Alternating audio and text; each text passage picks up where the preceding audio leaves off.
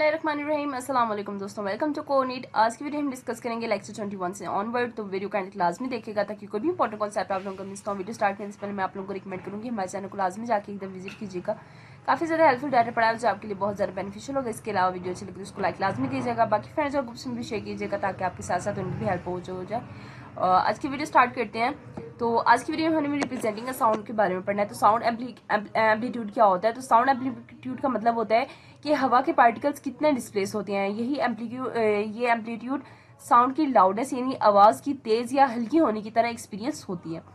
अब इनका जो हमारा इनकोड है ये साउंड कैसे होता है? तो साउंड को इनकोड करने के लिए एम्पलीट्यूड का रेगुलर इंटरवल पर सैंपल किया जाता है और उन वैल्यूज़ को रिकॉर्ड भी किया जाता है।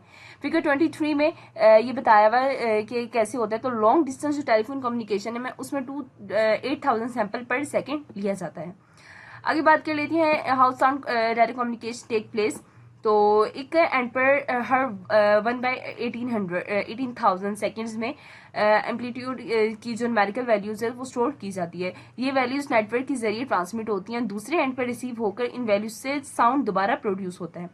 अब सैम्पल इंटरवल्स की बात कर लेते हैं। तो ये कि कितने इंटरवल्स के बाद सैंपल्स लेना है डिपेंड करता है कि कितनी एक्यूरेट और हाई डेफिनेशन साउंड रिकॉर्डिंग चाहिए। अब 8,000 जो सैंपल्स है पर सेकेंड के लिए काफ़ी नहीं है। आजकल के सीरीज में 44 या 100 सैंपल्स पर सेकेंड लिया जाता है। हर सैंपल के डाटा में 16 बिट में रिकॉर्डिंग्स होती है यानी, और स्टीरियो में 32 बिट्स होती हैं। 32 into 44 approximately equal to 1 billion bit पर सेकेंड डाटा इसमें होता है। अब अल्टरनेटिव मैथ MIDI क्या होता है? तो MIDI का मतलब होता है म्यूजिकल इंस्ट्रूमेंट डिजिटल इंटरफेस। ये म्यूजिकल सिंक्रोनाइज में यूज होता है जो इलेक्ट्रॉनिक कीबोर्ड में होते हैं, और ये खुद म्यूजिक स्टोर नहीं करते बल्कि म्यूजिक प्रोड्यूस करने की डायरेक्शन इनकोड करते हैं। MIDI में 2 सेकेंड साउंड सिर्फ 3 बिट्स में स्टोर होता है, जबकि नॉर्मल इनकोडिंग में 2 बिलियन लार्ज बिट्स लगती हैं। ये बिल्कुल वैसे ही जैसे एक परफॉर्मर शीट म्यूजिक रीड करता है, बजाय ये कि instead of directly recording the performance. इसलिए MDI रिकॉर्डिंग्स अलग सेंथराइज पर डिफरेंट साउंड प्रोड्यूस कर सकते हैं। अब बात कर लेते हैं लेक्चर 22 की। बाइनरी नोटेशन के बारे में पढ़ें। तो बाइनरी नोटेशन में हर पोजीशन के साथ एसोसिएटिव क्वांटिटी उसके राइट पोजीशन की क्वांटिटी डबल होती है। पावर मेथड क्या होता है? तो बाइनरी के समझाने के लिए पहला डेसिमल जो रिकॉल करना है, फॉर एग्जांपल 375 डेसिमल है, तो 100 पोजीशन का वेट 10 की पावर 2 100 होता है। 10 पोजीशन का वेट 10 की पावर 1 यानी 10 होता है, और जो यूनिट पोजीशन का वेट है तो वो 10 की पावर 0 होता है, तो उसका मतलब है 1। तो अगर 375 को रिप्रेजेंट करते वक्त हम 300 यानी 300 और 7 टेंस पे रखें और 5 यूनिट पे रखें तो 365 हमारा यहाँ पे आके बनता है। डेसिमल में हर पोजीशन 0 से 9 तक कोई भी डिजिट ले सकते हैं। बाइनरी सिस्टम में हर पोजीशन 0 या 1 ले सकते हैं, और जो राइट नंबर मोस्ट पोजीशन होती है 2 की पावर 0 होती है, उसके बाद 2 1 2 की पावर 1 2 की पावर 2 और आगे चलते जाते हैं। फॉर एग्जांपल अगर हम 32 से ये रिप्रेजेंट करना है तो उस स्पेसिफिक को हम 2 की पावर 5 पोजीशन में एक ही रखना होगा, और बाकी सब पोजीशन में 2 की पावर 0 हो जाएगा। मीन्स 2 की पावर 0 लेंगे और बाकी सारे में ऑनवर्ड चलता रहेगा। जैसे ये हमारे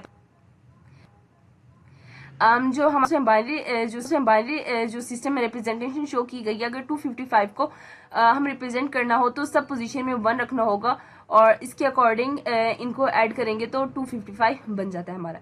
एल्गोरिथम क्या होता है इन चीज़ों को फाइंड करने का? Binary representation of positive decimal में, तो पॉजिटिव डेसिमल नंबर को बाइनरी में कन्वर्ट करने के लिए एक एल्गोरिथम यूज होता है जो स्टेप बाय स्टेप नंबर को डिवाइड करता है और जो रिमाइंडर है उसकी फॉर्म में कैलकुलेट कर देता है। फिगर 24 में बताया हुआ है इसके अकॉर्डिंग।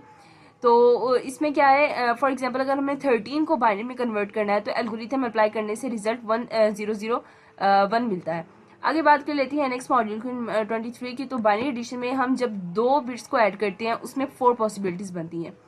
पहली ये कि दोनों बिट्स 0 है, रिजल्ट 0 आता है। पहली बिट 1 है और दूसरी 0 है तो रिजल्ट 1 आता है। पहली बिट 0 है और दूसरी 1 है तो रिजल्ट 1 आता है, और दोनों बिट अगर 1 है तो रिजल्ट 10 आता है, यानी 0 लिखती हैं और 1 कैरी हो जाता है। ये 4 केसेस हैं, और इसमें फिगर 26 जो है इसमें ये दिखाई गई हैं।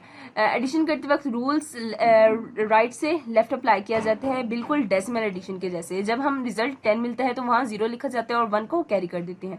फिगर 27 और 28 में भी अलग अलग बाइनरी एडिशन के एग्जाम्पल्स दिए गए हैं। ठीक है, तो आप लोगों ने ये एग्जाम्पल्स एक दफ़ा लाजमी गो थ्रू करनी है। आगे नेक्स्ट मॉड्यूल की बात कर लेते हैं, मॉड्यूल 24।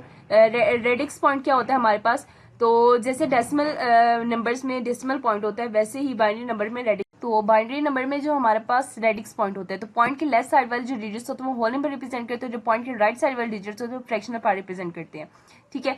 और इसके अलावा बात कर लेते हैं एग्जाम्पल की रेडिक्स पॉइंट की। तो फिगर जो 30 इसमें एग्जाम्पल दिया गया है इसमें, और जो फिगर 31 है उसमें एक्सप्लेन किया गया कि बाइनरी फ्रैक्शन को कैसे रीड करते हैं।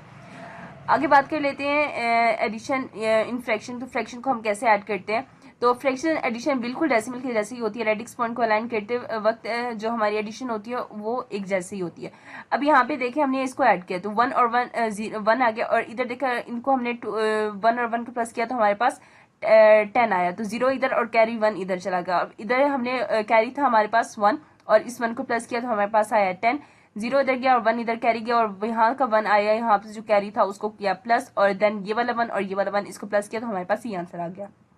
नेक्स्ट है हमारे पास मॉड्यूल 25। उसमें कहते हैं आजकल के कंप्यूटर्स में जो इंटीजर्स हैं उनको स्टोर करने के लिए सबसे ज्यादा popular system two's complement notations होती है। इंटीजर रिप्रेजेंटेशन टूज कॉम्प्लीमेंट क्या होता है, तो fix number of bit use किए जाते हैं, नॉर्मल 32 बिट्स, और पॉजिटिव जो इंटीजर्स होते हैं उसमें क्या करते हैं हम 0 से स्टार्ट होते हैं और वो ऊपर की तरफ जाते हैं जब तक कि एक सिंगल 0 के बाद 1 ना आ जाए। पॉजिटिव इंटीजर 1 से स्टार्ट होते हैं और जो नीचे की तरफ जाते हैं जब तक सिंगल 1 के बाद 0 सब जो है वो हमारे पास 0 ना आ जाए। और लेफ्ट जो मोस्ट बिट होती है वो बिट होती है हमारे पास, लेफ्ट मोस्ट जो होती है वो साइन बिट होती है हमारे पास। और फिगर 33 में जो 3 बिट पैटर्न और फिगर 34 में जो 4 बिट पैटर्न वो दिखाया गया। आगे बात कर लेती है नेक्स्ट की conversion between positive and negative representation. तो पॉजिटिव और नेगेटिव नंबर्स के दरमियान कन्वर्ट करने के लिए सिंपल सी ट्रिक है, जो हमारे पास राइट मोस्ट बिट है वहां से स्टार्ट करो, और जब तक पहला नंबर ना मिले बिट्स कॉपी करो। पहला नंबर 1 मिलने के बाद बाकी सारी जो बिट्स है उनको कॉम्प्लीमेंट कर दो, यानी जो 0 है उसको 1 कर दो, जो 1 है उसको 0 कर दो।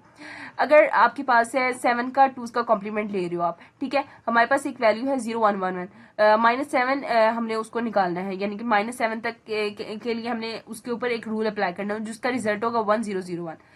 अब आगे क्या कर लेते हैं हम, एडिशन टूज कॉम्प्लीमेंट नोटेशन क्या होती है हमारे पास। तो टूज कॉम्प्लीमेंट की सबसे जो बड़ी ब्यूटी ये है कि एडिशन बिल्कुल वैसी ही होती है जैसे नॉर्मल बाइनरी एडिशन में सीखा था।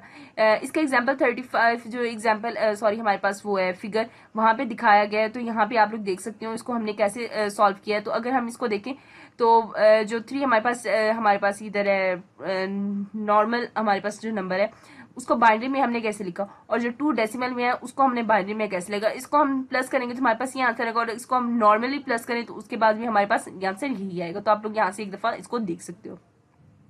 आगे बात कर लेते हैं प्रॉब्लम की। तो 4 बिट यूज करते वक्त मैक्सिमम जो पॉजिटिव नंबर्स होते हैं 7, और जो मिनिमम हो तो -8 रिप्रेजेंट करते हैं। अगर हम 5 + 4 इज इक्वल टू 9 स्टोर करना चाहते हैं तो वो 4 बिट्स में नहीं आ सकता, रिजल्ट -7 आ जाता है जो ओवरफ्लो कंडीशन बन जाती है। यह प्रॉब्लम साइन बिट देकर डिटेक्ट होती है। आजकल के कंप्यूटर 32 बिट यूज करते हैं, तो मैक्सिमम पॉजिटिव वैल्यूज जो होती हैं 2147, 486, और ये जो वैल्यूज हैं ये हमारे पास आती हैं, ठीक है। तो ये क्या होता है, इससे अगर फिर भी ओवरफ्लो हो तो और भी ज्यादा बिट्स यूज होती हैं, और जो यूनिट्स हैं वो चेंज कर लेती हैं। जैसे मीटर की जगह किलोमीटर, पहला 16 बिट यूज होते थे, उस टाइम मैक्सिमम नंबर 32 होती थी डेज अगो, और इसी वजह से 19 सितंबर जो हमारे पास था 19 सितंबर जो है 1989 में एक हॉस्पिटल में माल फ्रैक्शंस हुआ था, क्योंकि 1 जनवरी 1900 से 32768 दिन पास हो गए थे, और जो सिस्टम था उसमें नेविगेशन वैल्यू प्रोड्यूस कर दी थी।